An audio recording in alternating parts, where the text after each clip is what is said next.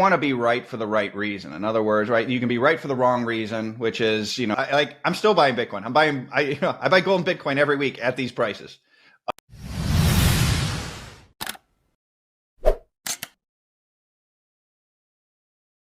Yeah, there's a great book called Psychology of Money that I love by Morgan Housel, and he talks about that too with stocks, how a lot of the moves happen in a very short amount of time and you see a lot of volatility. But if you stay invested, if you ignore some of the temporary crashes, you'll see that it's up and to the right. And Bitcoin has certainly proven that as well. I see you talk about things like electrical infrastructure equities, but you never really comment on Bitcoin Treasury companies or recommend that. And I'm kind of curious, like, what do you think of them, and why isn't that maybe something you discuss a little bit more? Do you only focus on spot Bitcoin? Well, it's two things. Number one, my firm's mandate is I can't recommend individual securities for compliance reasons. That's number one. Number two is I don't have the bandwidth to do it, simply because I don't have the bandwidth to go through earnings reports and financial statements of individual companies, et cetera. And so I don't. And three, for me, I want to be right for the right reason. In other words, right, you can be right for the wrong reason, which is, you own something and because you think something's going to happen, and it doesn't happen, but it goes up anyway, right? That's right for the wrong reason. You can be wrong for the right reason, which is you can think something's going to happen, it happens, but you don't own the right asset, or you express it improperly or suboptimally. And then there's right for the right reason, which is you think something's going to happen and it happens and you make a lot of money. And for me, I prefer to take the risk out of being wrong for the right reason. And I'm not saying that owning Bitcoin Treasury companies will or will not be that. I'm simply saying that I don't do enough of the background work, where it's just like, I want to not grow a brain. I want to keep it simple. I just, most of my gold exposure is in gold. Most of my Bitcoin exposure is in Bitcoin. I'm a investor in a Bitcoin related private equity fund, but most of my exposure is in Bitcoin. So that's why I don't really talk about them from that standpoint. I think that's really the key. Because a lot of people think that that's where we will end up in terms of a neutral reserve asset, even though we're seeing all the performance really with gold this year. But people do think that Bitcoin should be higher right now. Why do you think it's not? I don't know. I mean, I think it should be higher. And knowing what I know, I'm still buying Bitcoin. I buy gold and Bitcoin every week at these prices. I don't know. So why aren't we at like 150 or 200? I don't know. Bitcoin's kind of a funny thing. As someone who's been in markets for 30 years, like it does nothing for like forever. Mm-hmm. And then like in 2 weeks, one of my mentors in this business, a great smart guy, brought me along, just amazing. Said to me, he always had a lot of phrases. One of the phrases he always said is like, 80% of the moves come in 20% of the time. And I just think, there's enough, the thing I hear most about Bitcoin is, it's just a tech stock. Bitcoin's just a tech stock. And in the short run, I could see that, right? Call up a correlation. And, tech stocks act like death. They've broken some technical stuff and, whatever. I get it. I don't think it's a tech stock. I think that's going to fail. But until it does, I think, short-term traders are going to continue to trade it like a tech stock. NASDAQ's down 2%, Bitcoin's going to be down 3%. NASDAQ's up 2%, Bitcoin's going to be up 3%. But we're quickly getting to a spot where I think it's going to be seen as, it's not a tech stock, it's a neutral reserve asset. And I think events are going to prove that. So, I think that'll ultimately be one of the 20% of the times when we get, 80% of the move. What's your best argument to those who want a cash flowing asset? And that's why they're so against Bitcoin. Because I really hear some of that FUD, especially from TradFi. It's like, well, there's no cash flow. I could go for another hour on this. I'll give you a couple.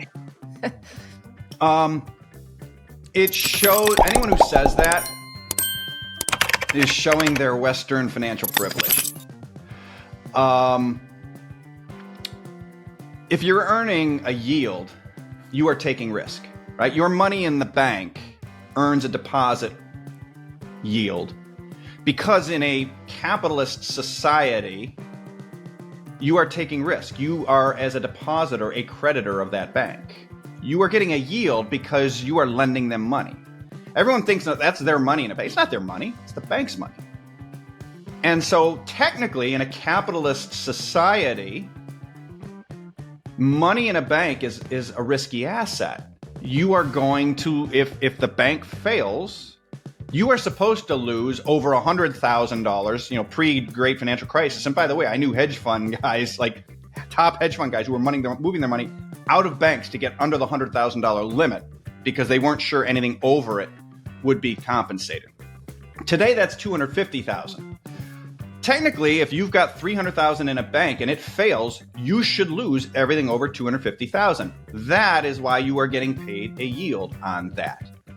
The yield on a Treasury bond is because governments inflate. I can pull up any number of charts to show you that Treasury bonds have been a terrible. Warren Buffett in 2012 said that long-term Treasury bonds should come with a warning label. Long-term bonds, because that's how much inflation was going to have to be. So everyone always tells me, oh, Luke, Warren Buffett owns all these T-bills. Yeah, Warren Buffett owns all these T-bills. Did you ever see what he said about 2012, about long-term bonds? I'm like, no, what did he say? I said they're trash. They should come with a warning label. Okay, so yield is risk. If you're getting a yield on something, FTX was paying a yield. I'm sorry to sort of kick some wounds for some Bitcoin people, but, staking on FTX, you were getting a yield. How'd that go? Well, what happened to FTX is what's supposed to happen to the banks. It's just you don't have an FDIC behind you.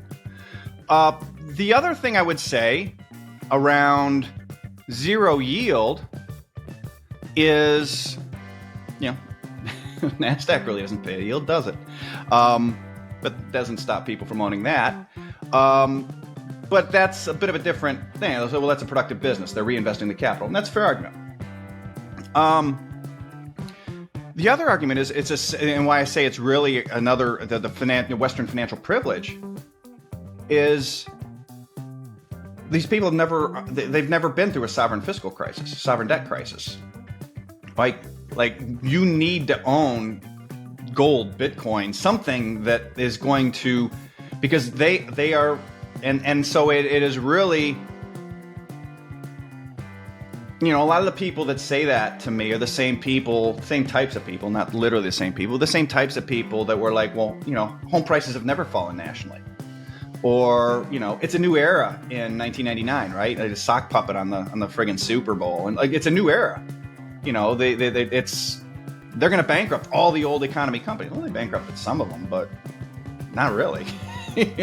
Not before they all went, So I think it's ultimately about understanding where we are in the long cycle, understanding, people look at, the U.S. through dollar goggles, like, oh, we're America. It's never happened here. Well, technically, it did.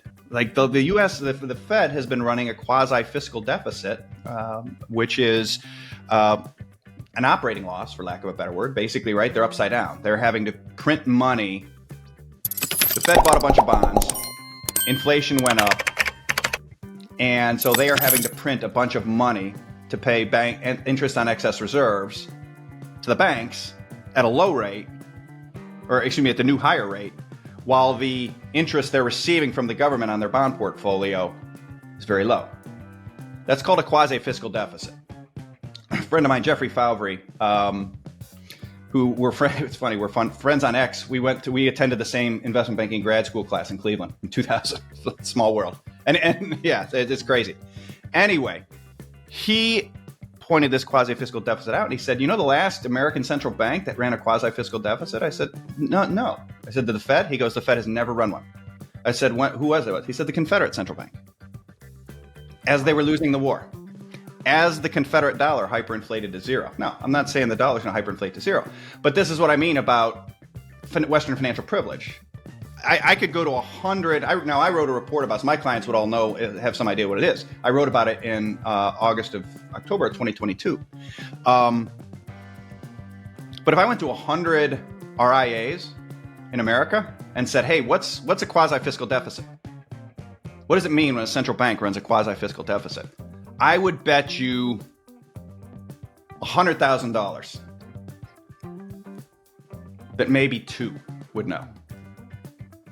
Agree. And that's why 98% of RIAs will tell you, well, Bitcoin's still too risky.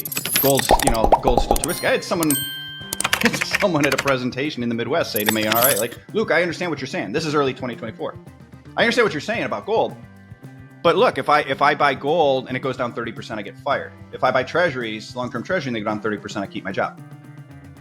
By the end of this cycle, those will reverse, right? And so that's why, like, it's still so early for 0% yielding, no yield assets. They don't understand what's happening. That's bottom line. It's a Western financial privilege that, they're going to get an expensive lesson, and that's okay.